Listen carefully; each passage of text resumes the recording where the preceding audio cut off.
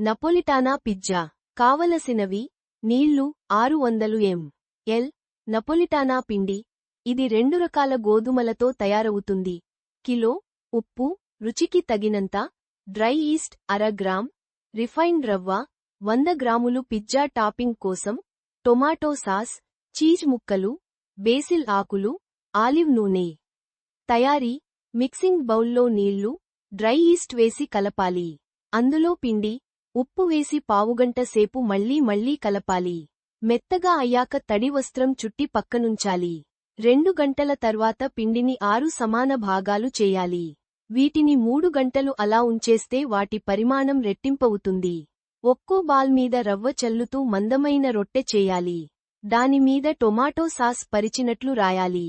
దానిమీద చీజ్ ముక్కలు, బేసిల్ ఆకులు సమంగా సర్ది, ఆలివ్ నూనెను చిలకరించాలి.